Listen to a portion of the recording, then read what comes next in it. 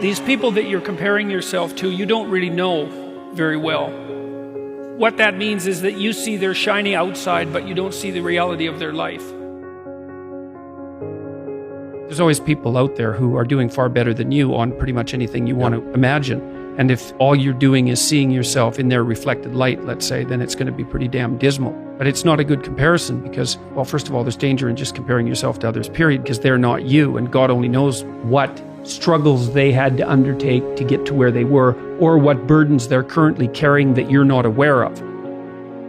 But you can certainly contrast yourself with yourself, and that's a lot better.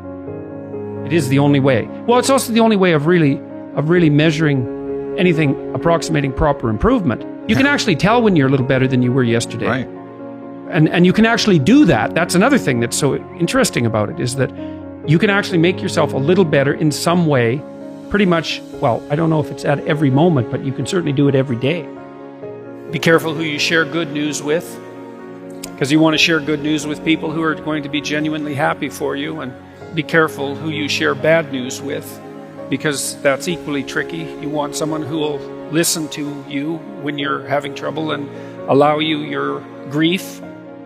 Beauty calls people to their higher being, I would say, and to make friends with beauty is to introduce yourself very carefully to one of the mysteries of life that make it worth living. There's never been a better time for the majority of people to be alive, and the future, although we're vulnerable and terrible things can always happen to us, it's hard to make a case that the future doesn't look comparatively positive. We're becoming extremely technologically sophisticated, and the world is changing.